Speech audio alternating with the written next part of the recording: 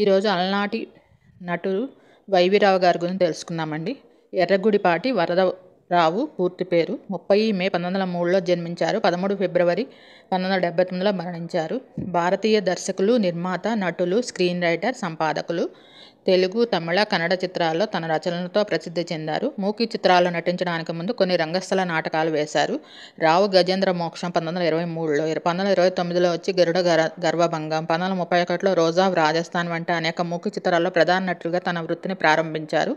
South India cinema యొక్క గొప్ప చిత్ర నిర్మాత మార్గదర్శకులలో వైవిరావు గారు ఒకరు. తెలుగు, కన్నడ, తమిళ్, కొంకణి, హిందీలో మూకీ సినిమాలను రూపొందించారు.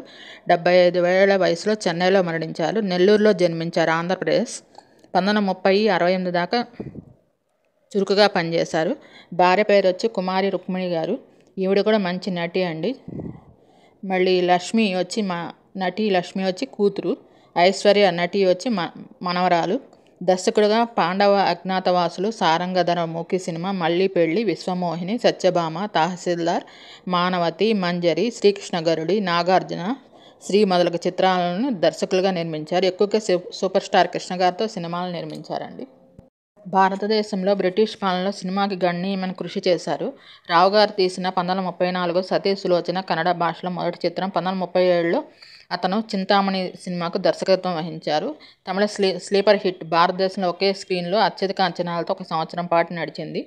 రావు గారి యొక్క 1939 చిత్రం సన్నలత అయ్యలు సోమయాజు శిల్పుడు చేసిన అత్యుత్తమ రాజకీయ నాటకాల్లో ఒకటి. వైవిరావు గారు నెల్లూరులో చెందిన తెలుగు బ్రాహ్మణ కుటుంబంలో జన్మించారు. 1920 చివరిలో అతను మద్రాసుకు వెళ్లి కన్నడ సినిమాలో ప్రవేశించారు. అతను లవంగి సినిమాలో తనతో జతకట్టిన కుమారి రుక్మిణి గారిని వివాహం చేసుకున్నారు. భారతీయ నటి లక్ష్మి వారి కుమార్తె. వైవిరావు గారు చలనచిత్ర దర్శకత్వం వహించారు మరియు పాండవ, నిర్వాణ్, మానవ అజ్ఞాతవాస్ మరియు హరిమాయ వంటి మూకీ చిత్రాలను నిర్మించారు. 1932లో బెంగళూరు చెందిన చమన్లాల్ మార్వాడి వద్ద సౌత్ ఇండియా మూవీ టౌన్లో ప్రారంభించారు. 40,000 ఖర్చుతో కన్నడలో మొదటి మాట్లాడే చిత్రంగా సతీ సులోచనను రూపొందించారు. కొల్హాపూర్లోని చిత్రపతి సినీ టౌన్లో చిత్రీకరించిన బ్లాక్ బస్టర్ చిత్రానికి రావు దర్శకత్వం వహించారు. షూటింగ్ 8 వారాలు పట్టింది. ఆ తర్వాత అతను హరిమాయ 1932లో వచ్చిన చిత్రానికి దర్శకత్వం వహించారు. ఇందులో అతని మొదటి భార్య రాజ్యం నటించారు. నెల్లూరులో చదువుతున్నప్పుడు నాటకానుభవం ఎర్రగుడిపాటి వరదరావు గారిని సినిమా రంగానికి చేర్చింది. అప్పుడు మెడ్రాసులో చలనచిత్ర నిర్మాణం లేదు. 1920 ప్రాంతంలో వేషాలు వేశారు. ఆయనది సిరిగల కుటుంబం కాబట్టి ఆ అనుభవంతో చలనచిత్ర నిర్మాణానికి నడుము కట్టారు. తానే హీరో, నిర్మాత, దర్శకునిగా చలనచిత్ర నిర్మాణం తెలుగు, తమిళ, కన్నడ, హిందీ భాషల్లో సాంఘిక, పౌరాణిక, జానపద చిత్రాలను సైతం నిర్మించారు. మద్రాసు విశ్వవిద్యాలయంలో వైద్య విద్యను వదిలి సినిమాలో నటించాలన్న కోరికతో బొంబాయి వెళ్లారు. బొంబాయిలో మణిలాల్ జోషిని కలిసి మెప్పించి మూకీ చిత్రాలు నటించే అవకాశం పొందారు. తర్వాత మెడ్రాస్లోని జనరల్ పిక్చర్స్లో కళాదర్శనిగా నటునిగా చేరారు. ఆయన ఆర్ఎస్ ప్రకాష్ రావు యొక్క కొన్ని మూకీ చిత్రాల్లో కూడా నటించారు. 1939లో ఆయన నటించి దర్శకత్వం వహించిన మళ్ళీ పెళ్లి చిత్రం పెద్ద వివాదం సృష్టించింది. తహసీల్దార్ పెద్ద హిట్ అయింది. 1939లో తన సొంత చిత్ర నిర్మాణ సంస్థ అయిన చింతామణి పిక్చర్స్ స్థాపించారు. 1950లో శ్రీ వరుణ ఫిలిమ్స్ అనే సంస్థను ప్రారంభించారు. అప్పట్లో భారతీయ చిత్ర పరిశ్రమలో 7 భాషల్లో పనిచేసిన ఘనత ఆయనకే దక్కింది. వైవిరావు గారు పశ్చిమ, దక్షిణ భారతదేశం చిత్ర నిర్మాణ కేంద్రాలను బొంబాయి, కొల్హాపూర్, మెడ్రాస్, మైసూర్లో పనిచేశారు.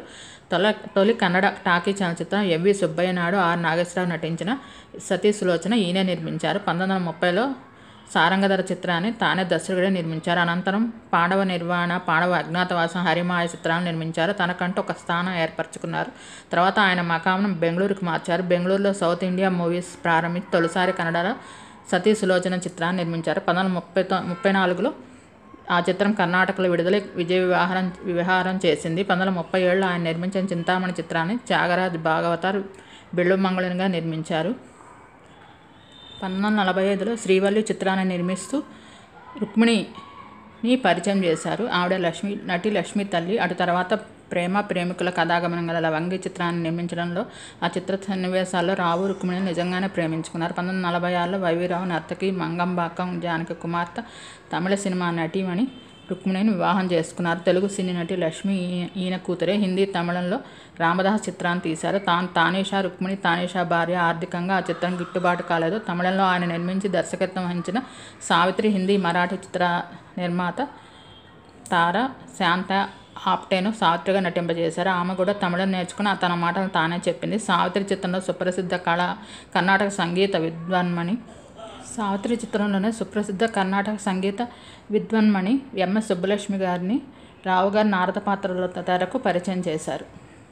మీకు ఈ వీడియో నచ్చినట్టయితే లైక్ చేయండి, కామెంట్ చేయండి. Thank you all. Please subscribe my channel. 95% మంది నా ఛానల్ను సబ్స్క్రైబ్ చేయకుండా చూస్తున్నారండి. Please subscribe my channel. Like చేయండి, కామెంట్ చేయండి. Thank you all.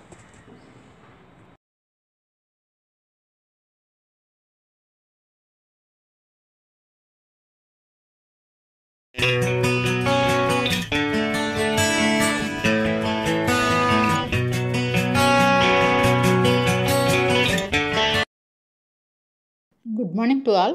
ఈరోజు అలనాటి నటీమణి రుక్మిణి గారి గురించి తెలుసుకుందామండి. పాతకాలం నటీమణి.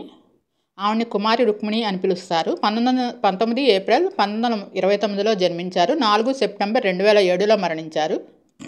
భారతీయ నటి మరియు నర్తకి. తెలుగు, తమిళ్, హిందీలో 100 సినిమాల్లో నటించారు. తంజావూరు జిల్లా మేలత్తూరులో గ్రామంలో జన్మించారు. నొంగంబాకం జానకి కుమార్తె అండి ఆవిడ కూడా నటీనే. వీరు మొత్తం 4 తరాల నటీమణులండి. నుంగంబాకం జానకి గారు నటీమణి. ఆవిడ కుమార్తె వచ్చి రుక్మిణి గారు, కుమారి రుక్మిణి గారు. ఆవిడ నటీమణి. ఆవిడ కుమార్తె వచ్చి ప్రముఖ నటి లక్ష్మి గారు అండి, మన అందరికీ తెలిసిన లక్ష్మి గారు. ఆవిడ నటీనే. ఆవిడ కూతురు ఐశ్వర్య, ఆవిడ నటీమణి. 4 తరాల నటీమణులండి మొత్తం వీళ్ళు. 1941 వరకు చైల్డ్ ఆర్టిస్ట్గా సినిమాలు చేశారండి, దాదాపు 40 సినిమాల దాకా. చిన్నప్పుడు చైల్డ్ ఆర్టిస్ట్గా 1932లో హరిశ్చంద్ర సినిమాలో హీరోయిన్గా నటించారు. వారి ప్రక్క ఇంట్లో ఉండే టీపీ రాజ్యలక్ష్మి గారు అనే నటీమణి ద్వారా ఆమె సినీ కెరీర్ ప్రారంభమైంది. టీపీ రాజ్యలక్ష్మి గారితో కలిసి చాలా చిత్రాల్లో నటించారు. కథానాయికగా మొదటి చిత్రం వచ్చి శ్రీవల్లి. ఇందులో టిఆర్ మహాలింగం గారితో జంటగా నటించారు. 1940 నుంచి 50లో అనేక సినిమాల్లో ప్రధాన పాత్రలు పోషించారు. 1946లో బహుముఖ ప్రజ్ఞాశాలి అయిన వైవిరావు గారితో లవంగి సినిమాలో నటిస్తుండగా ఇద్దరు ఒకరినొకరు ఇష్టపడి పెళ్లి చేసుకున్నారు. సినీ నటి లక్ష్మి వీరి కుమార్తె. నటి ఐశ్వర్య వీరి మనవరాలు. 1935 నుంచి 2000 దాకా చురుకుగా నటించారు. ఎక్కువ తమిళ సినిమాల్లో నటించారండి హీరోయిన్గా. మన తెలుగు చిత్రాల్లో అప్పటి నటీనటులకి తల్లిగా కనిపిస్తారు. గంగామంగలో నాగేశ్వరరావు గారికి తల్లిగా నటిస్తారు. చాలా సినిమాల్లో కనిపిస్తారండి. మా అమ్మ వాళ్ళు ఆ సినిమాలు చూసారు. అదిగో రుక్మిణి లక్ష్మి తల్లి అని చెప్పేవాళ్ళు అప్పుడు మాకు ఆ సినిమాలు చూసినప్పుడు, పాత సినిమాలు చూసేటప్పుడు. చిన్న చిన్న పాత్రలు ఇట్లా వచ్చి ఇలా కూడా కనిపించేసి వెళ్ళిపోతారు. తల్లి పాత్రలు చాలా చిన్న పాత్రలు. హిందీలో లవంగి, మంజరి చిత్రాలను నిర్మించారు. 79 ఏళ్లకు కొంతకాలం అనారోగ్యంతో బాధపడుతూ కుమార్తె లక్ష్మీ నివాసంలో చెన్నైలో మరణించారు. రామదాస్ అనే సినిమాలో పాట కూడా పాడారండి. చాలా మంచి నటీమణి అండి. వీరి భర్త వచ్చి వైవిరావు గారు, బహుముఖ ప్రజ్ఞాశాలి. ఆయన నటుడు, నిర్మాత, ఎడిటరు, దర్శకులు. అలా పాతకాలం సినిమాల్లో మూకీ సినిమాలు అప్పటి నుంచి ఉన్నారు ఈయన. వీరి కుమార్తె లక్ష్మి మంచి నటీమణి అండి. అదే నేను నిన్నే పెళ్ళాడతా వీటన్నిటిలో ఉన్నారు. ఫస్ట్ హీరోయిన్గా చేశారు, జూలీ సినిమాలో హీరోయిన్గా చేశారు. తర్వాత క్యారెక్టర్ ఆర్టిస్ట్గా మారారు. ఇప్పుడు తల్లి పాత్రలు కూడా చేస్తున్నారు.